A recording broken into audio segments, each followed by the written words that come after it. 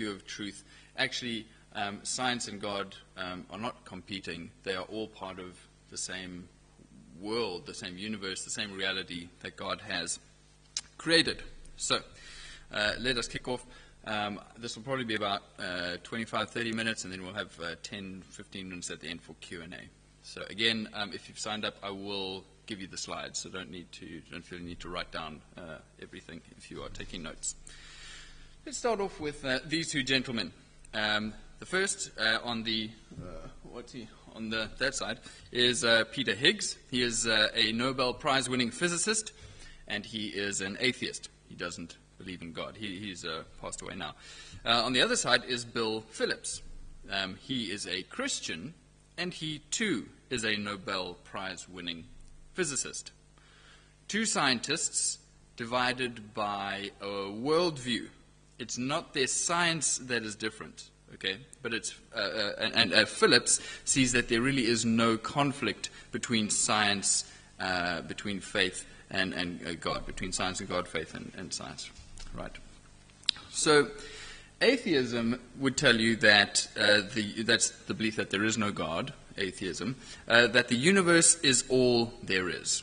Okay, the physical stuff that we see, that's pretty much the extent of it. We're the product of blind, random, evolutionary chance, and that's all it is. And there's nothing beyond it, no spiritual realm. Where theism says that, well, actually, there is something else. And there is a God who not only created the world, but also upholds and keeps the world in existence all the time. So I think the question is, well, where does the evidence lead us? Does it lead us to atheism, belief there is no God, or to theism, a belief that there is a God? And so what we need to do then is go out and explore the world and see what's going on. And from the data of the world, we need to say, okay, what explains reality best? What is the best explanation? Okay. So what about this idea of proof? Okay. Proof is, the definition would be strong evidence to put a matter beyond reasonable doubt. Okay. Now, I can't mathematically prove to you that my wife loves me, but I think after almost 10 years of marriage, I have enough evidence that I would stake my life on it. It's not proof, but there's evidence to back it up.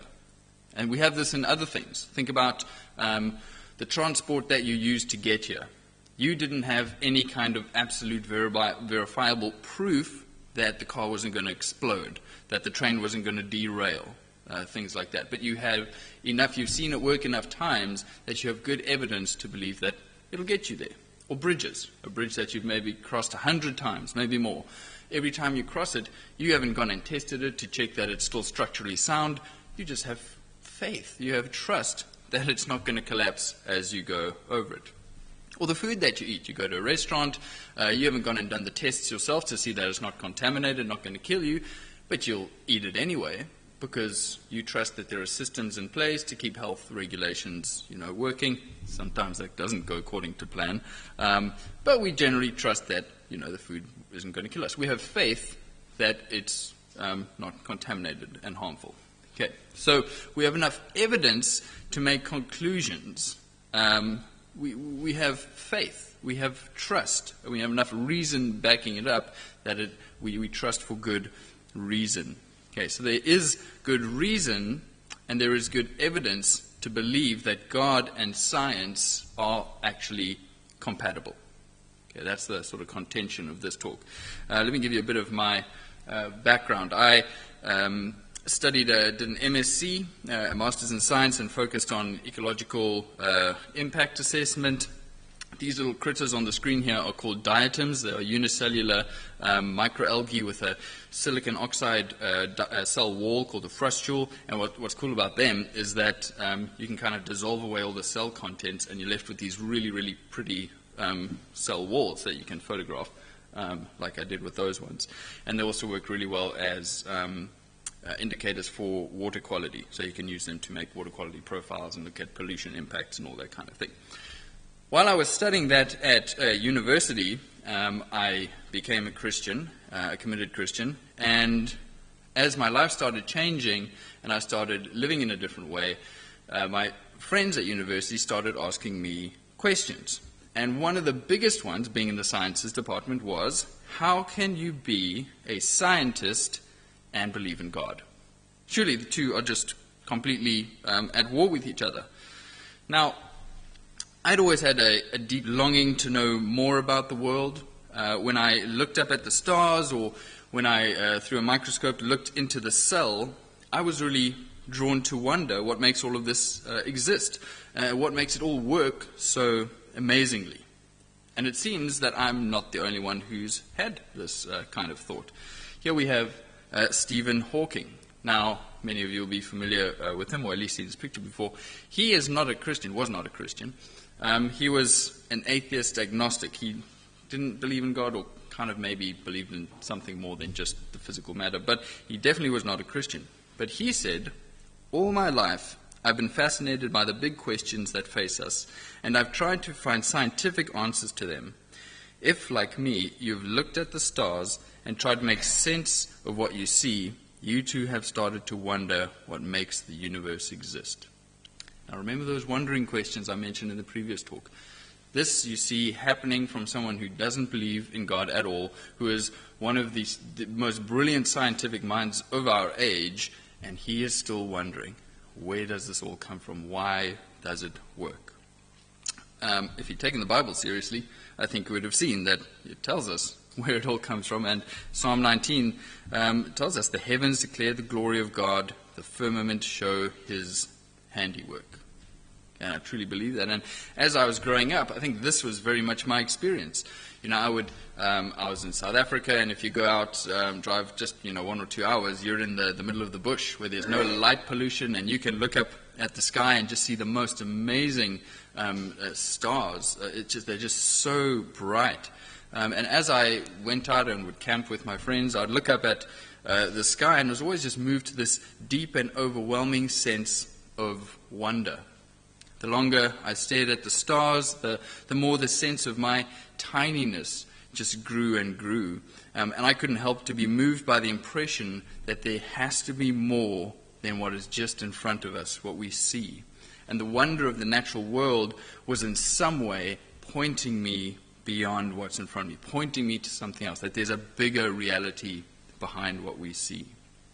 And so it's in many ways, for me, that sense of wonder grew and grew, and ultimately, I think, sort of propelled me into studying in the sciences. And that same sense of wonder has just stayed with me all these years. Every time I look up at the stars still, every time I look in the microscope, it just amazes me, just the intricacies that we see. So that's by way of introduction. With the rest of our time, we're going to try and do quite a bit. As you can see, we're going to look at history of science, some of the confusion around what's going on, the limits of science, science and design, life's big questions, and then faith, very briefly. So that's quite a bit. So I'm going to go at speed, and then we'll do some Q&A. History of science. One of the often ignored facts, very often ignored facts, is that the giants who established modern science were religious, for the majority of them. And they thought that by doing their science, they were going out and discovering God's design and then revealing that to mankind. Before they started their science, that's what they thought. People like Johannes Kepler, Robert Boyle, Sir Isaac Newton. If you've done any kind of school physics or chemistry, you will know those names from the laws that we have that are sort of carry their names. And so without the contribution of men like these, people like these, we really wouldn't have the discipline of science as we have it today at all. We wouldn't have the level of scientific advance that we enjoy. Here's a more contemporary chap. Yes, Francis Collins. He was the director of the Human Genome Project. And he said, he is a Christian, he said, or at least a theist, he said, one of the greatest tragedies of our time is this impression that has been created that science and religion have to be at war. And I totally agree with him. Another is C.S. Lewis. And reflecting on this topic, he said that men or people became scientific because they expected law in nature. And they expected law in nature because they believed in a legislator, a lawgiver. Right? So this again, you're saying before the sort of the pioneers of modern science, before they even started doing any of their investigations into the natural world, they thought, well, hey, there's a God. He orders things. So surely as we start exploring and looking at the world, we'll be able to see that pattern of order. We'll be able to see the marvel of the complexity that reflects his goodness, because they took the Bible seriously. And so therefore, I'm not ashamed to be a scientist, because I'm not afraid to have faith and be a scientist, because essentially for me it's my faith that has given me the reason to do what I have done. Right? And so the point is this. The history of science doesn't give the picture of a battle between God and science. There we go. No, I've got down there. Anyway, point. So you write that one down. The history of science doesn't give the picture of a battle between God and science. Okay, well, let's move on to some of the misunderstandings and the confusion. Okay, we need to look at what is science and what is God. What are we actually talking about? Before you ever enter into kind of debates or anything, a good thing to do is to define your terms. Actually define what it is that you're speaking about. Okay, so what do we mean when we say science? There we go. What is science? Well, quite simply, in a sort of boiled down sense, science is just the investigation of the natural world through various means of observation and experimentation. And the scientific method, what you do is you go out, you set up hypotheses. So the hypothesis would be what is the best explanation that we have, and then you go out and you test that. And then, depending how well it does, you either accept it, or you reject it, or you modify it, and you do it again and again and again. So it has this sort of predictability that it grows in us. It helps us build our knowledge as we investigate the natural world more and more and more. No scientist would disagree. That's sort of a very generic definition of what science is. It's that investigation of the natural world. Okay, so its focus is on the natural world. What do we mean, though, when we say God? What do we mean when we say God? Now, I alluded to this in the previous talk. This is a lot of the time what people think when you say God. Someone like a Thor or a Zeus floating around within the universe, kind of very powerful being doing something cool. But as Christians, that is not at all what we mean when we say God. So what does the Christian mean when they say God? I think, again, without getting into any very intense theology, a good sort of definition is that God is the reason why there is something rather than nothing. If you want to sort of, if you're talking to scientists, this is something they'd be able to understand. You say, well, God is the reason why there's something rather than nothing, and God is the spaceless, timeless, all-powerful, personal cause of the universe. Okay, that is essentially what we get from the biblical text when we look at it and see how the Bible tells us who God is.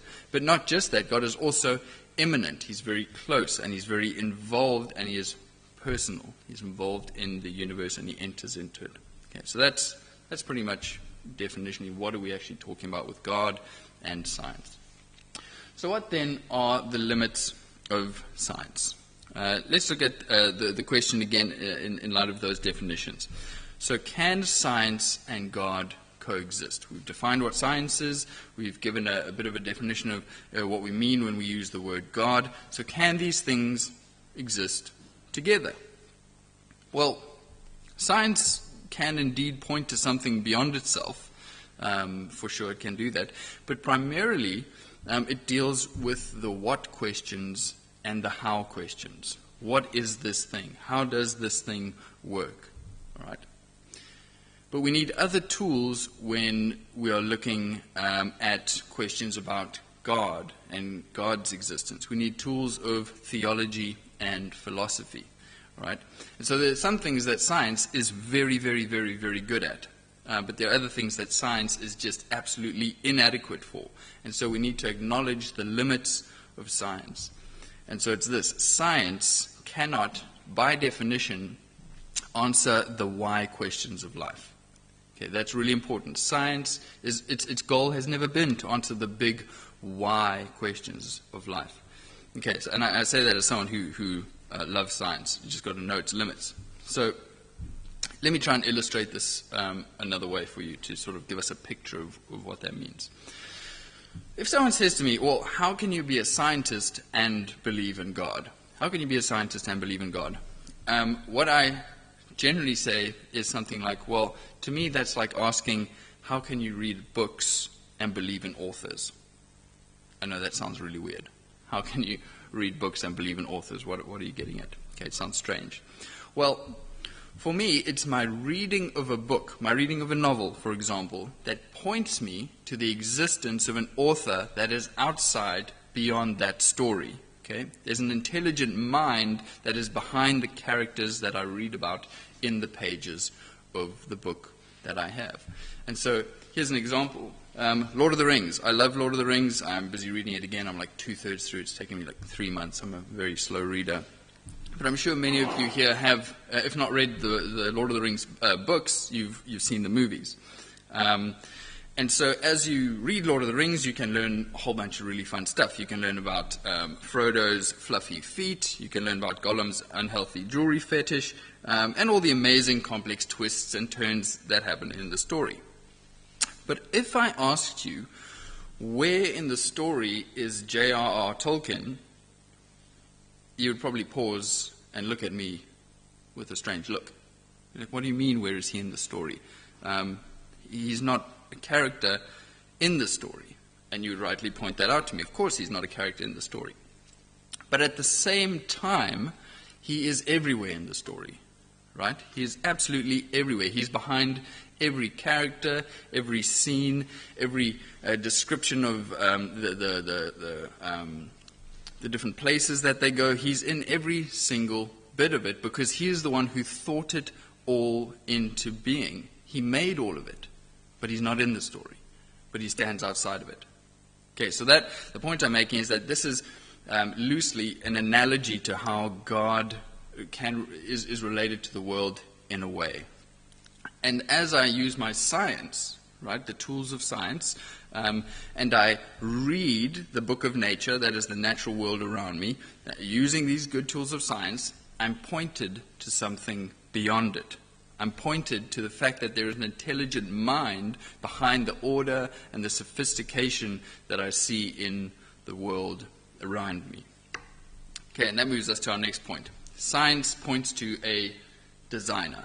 Okay, how so? I'll give you, there's so many examples, always have to choose which ones. I am no great mathematician. I'm not even like a bad mathematician. I'm terrible. I somehow scraped through high school maths. But anyway, an example of how science can point to a designer, one example is the applicability of mathematics. Okay, that's a strange word, but here we go. The applicability of mathematics in the physical sciences. When scientists go out and use maths, they don't use maths merely as a convenient way of organizing data. Any mathematician will tell you that. They believe that the mathematical relationships that they see in the world, that they derive from them, reflect real aspects of the physical world.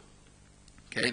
And so science relies on the assumption that we live in an ordered universe that is subject to precise mathematical laws. Okay? And so we see that. Somehow math, it works. It describes the relationships that we see out there in the universe, and those things are just there, and they're set, and they're precise. Very, very, very precise. Now, a naturalist, that is someone who's an atheist, can't provide a reasonable explanation for why maths so readily can explain and predict what we see in the physical world. On atheism, if there is no God, all of that boils down to being just a very, very, very happy coincidence. There's no reason behind it.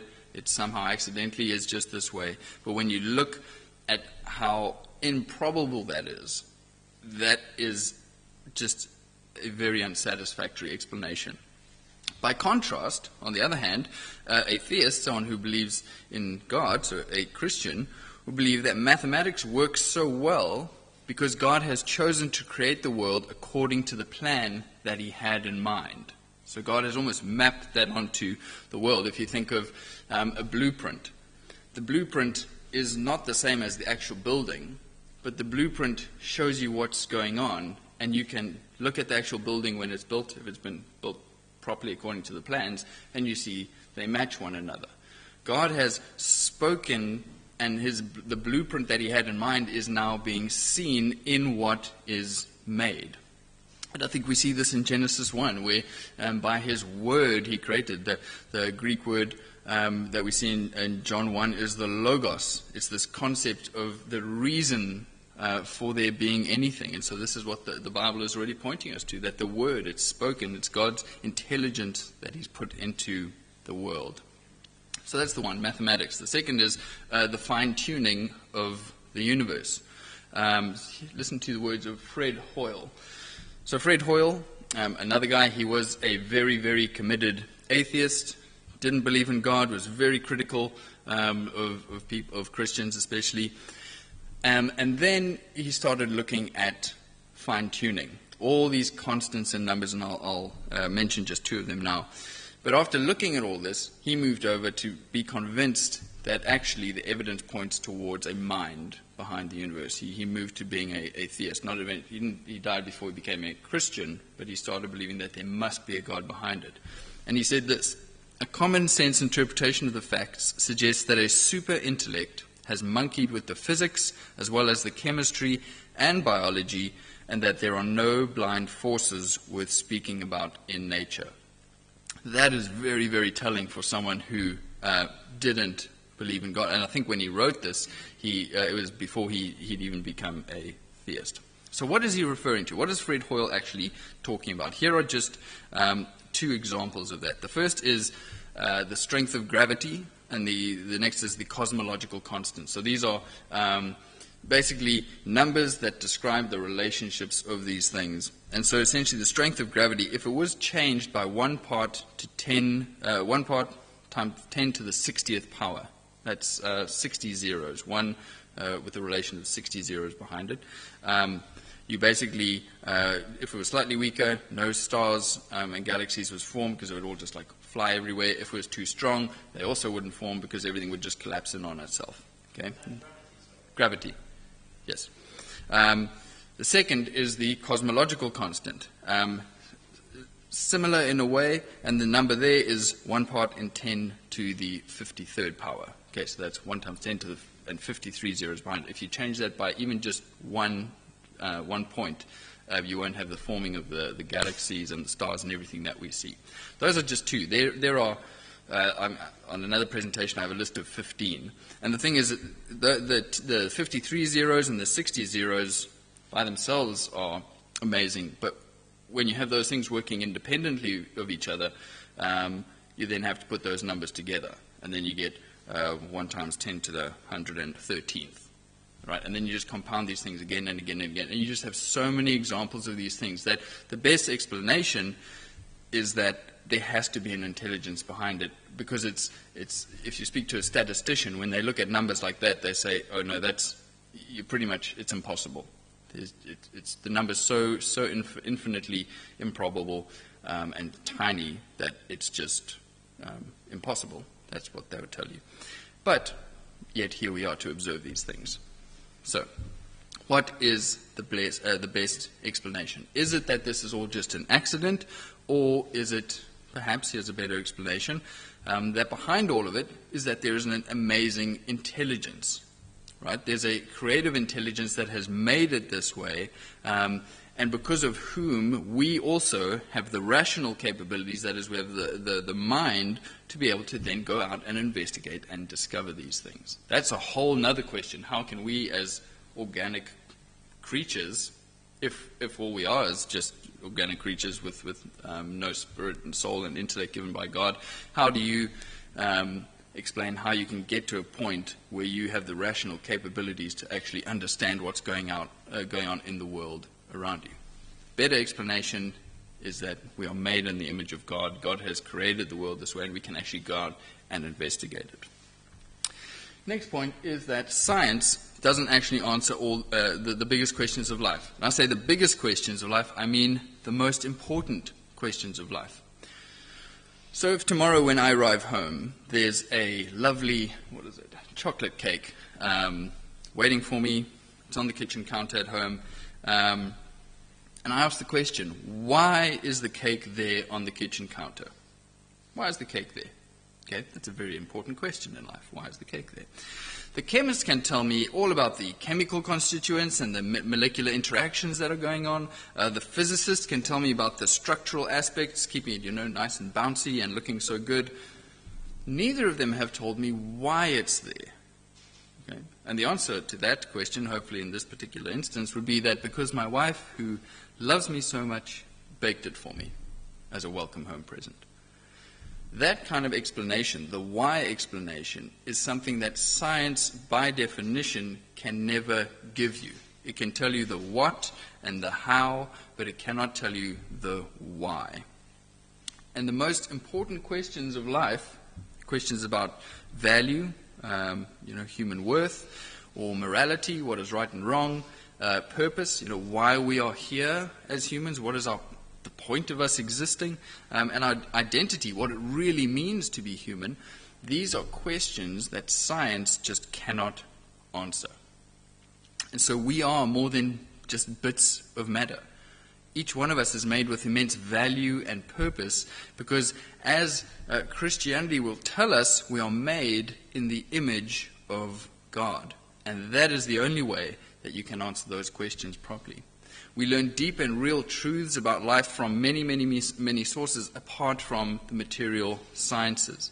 And perhaps, again, the most important truths come from other disciplines. So who we are, our identity, the meaning of life, what gives us deep and real hope, especially in times of hardship and trial.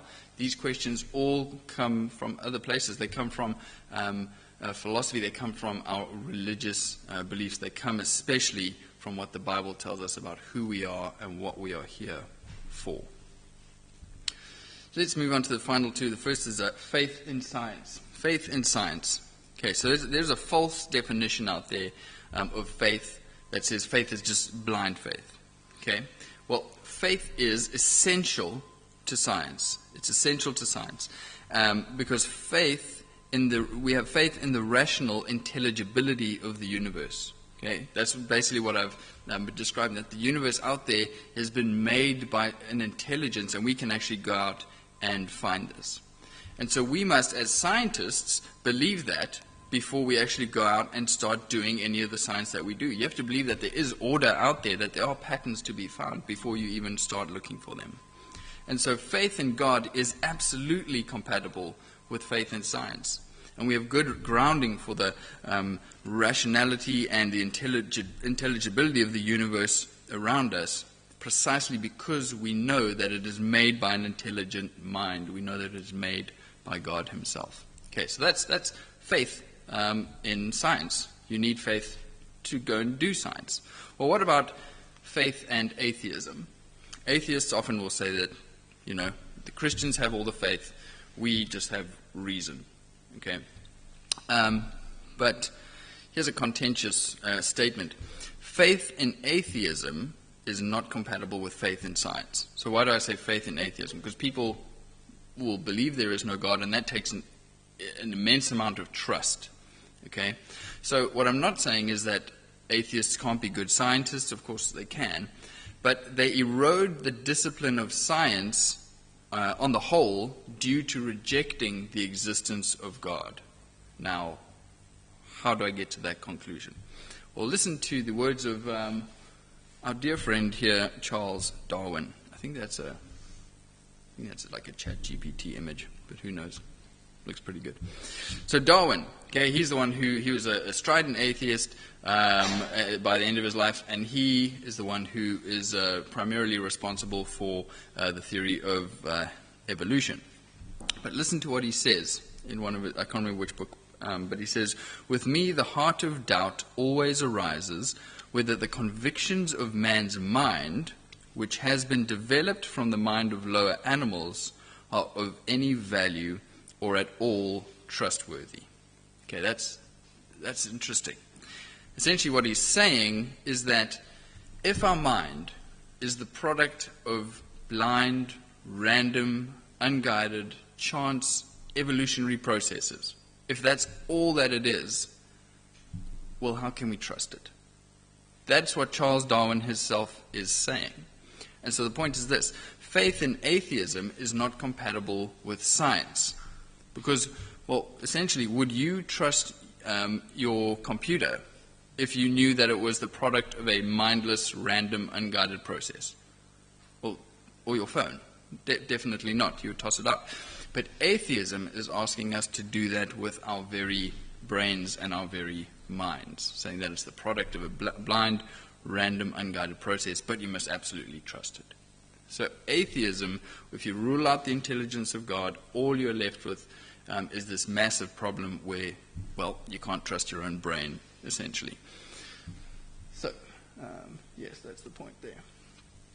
So again, I'm going to come to this verse from Romans 1.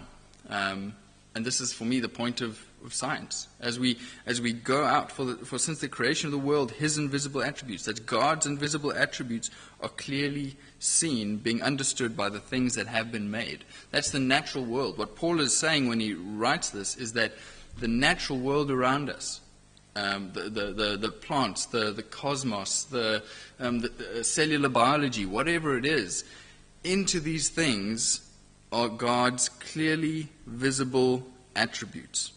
Okay, God is understood in some sense through the things that are being made, even his eternal power and Godhead. And so that is the contention that Paul makes. He says, essentially, the natural world points to God.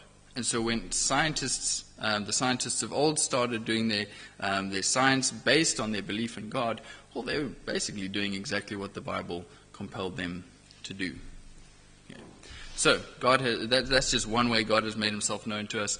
As I mentioned before, there's essentially two books. There's the book of nature, and then there's the book of Scripture, where God has more clearly and specially revealed himself to us.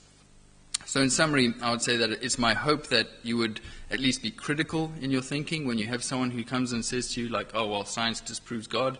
First thing you're going to say is like, oh, what do you mean by that? Oh, why do you think that? Hey, have you ever wondered? And then you can tell them all of this information I've just thrown at you. But yeah, it would be my hope would be that you'd be critical in your thinking and not just given to this false idea that there's this insurmountable conflict between God and science, but rather that as you go out and you look at the world and you study further and you look deeper into it, you also would be filled with wonder. And it would lead you to just keep stretching your way out to God, stretching and feeling your way to God, as he has done in coming to us in the person of Jesus Christ, by himself reaching down to us so that we can have a real relationship with him and find true identity and meaning and purpose with him. So far from undermining belief in God, science is something that can compel us to an immense sense of worship as we see just the amazing mind of God in all that he has created. Thank you very much. That is the end of the presentation, and I think we've got a couple of minutes for Q&A, if I'm not mistaken. Do we? 5 minutes? Yeah. 5 minutes of Q&A. Anybody have any burning questions? If you don't want to pop your hand up now, I'll be hanging around so you can come and accost me. Anyone? We're desperate to get to food. One question there. Yes, sir. What's your opinion on the relationship between religion and Christianity and evolution? Because I want to believe in both, but it's really difficult to kind of tie them together. What a good question. What's your name? Stephen. Very good question, Stephen. It's generally one that comes up quite often when you talk about science and God. Okay, so what about evolution? I'll give you maybe a couple of pointers in a way to approach the question without telling you kind of my views on it. Essentially, you have the biblical data in Genesis 1 and straying into Genesis 2. So what the Bible tells us about creation. you have to say, okay, well, what was the intention of the author in writing that? How do we actually approach Scripture in a good way with a good method? I think something like a good historical, grammatical method, so you're acknowledging the historical context, the type of literature that you're reading, and then saying, okay, what did it mean to the original hearers, and what does it mean for me now? That's generally what any good handling of the Bible should entail. Genesis is something that seems to be quite complex, and so all through Christian history, even the early church fathers stretching back to the mid-3rd century, you have different views on what Genesis is actually giving us. So you have a range of, it's very, very strict 6-day creationism, that God did it like very face value. What you see in the text there is literal 6 days. You had that view from very early on, but also maybe surprisingly to some is that even church fathers like Origen and Augustine had views that were slightly different to that. You get different views of, there's something like the day-age theory, where each day that Genesis gives us is actually a very, very, very extended period of time.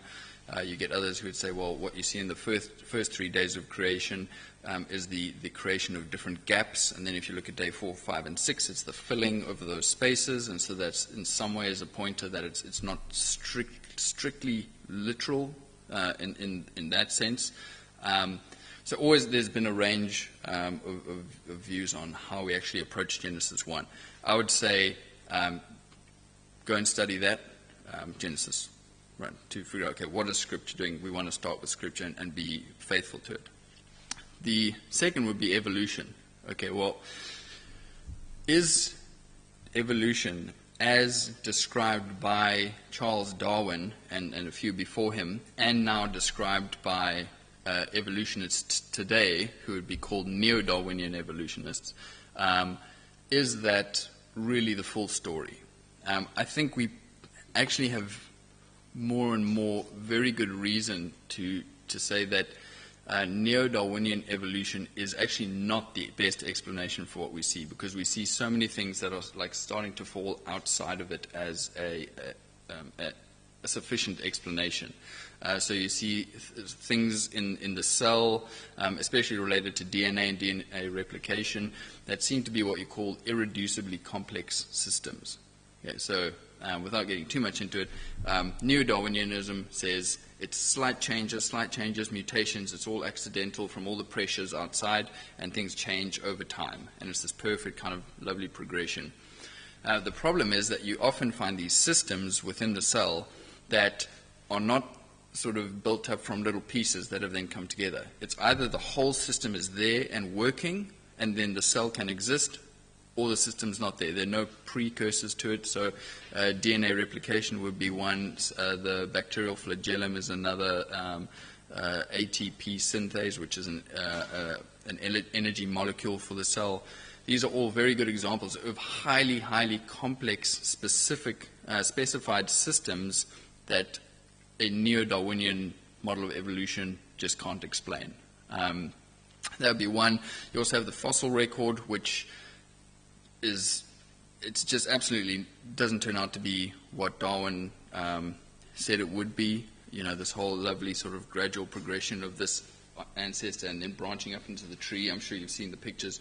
What it turns out is, especially with something called the Cambrian explosion, is that you have multiple trees and then slight variations, but never crossing over to become other organisms. So you have Scripture that you have to deal with, and there are a few different ways that people have always done that. And then you have the science, which more and more is starting to sort of question the neo-Darwinian model. So that might not be helpful at all, but it's some ways to start thinking about it. It's complex, and I would say look at, to get some different views, there's a ministry called Answers in Genesis. They take a very strict, literal 6-day view and then try and interpret things that way. There's a ministry called Reasons to Believe, which takes a slightly different model. There's the Discovery Institute, which is an intelligent design movement. They take a different model, and then you get other guys called theistic evolutionists who say the Bible don't know what they actually say in the Bible, but they pretty much grant neo-Darwinian evolution as it is and say there's nothing wrong with it. I don't think that's the full story. But yeah, if you want to come chat to me afterwards, I can write all that down for you. Cool. That was a long answer, sorry. But it's a fantastic question. How are we doing on time? 1 minute for one short question. Anyone else?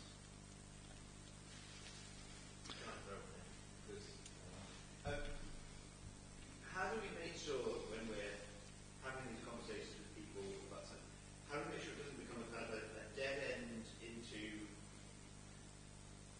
just theism?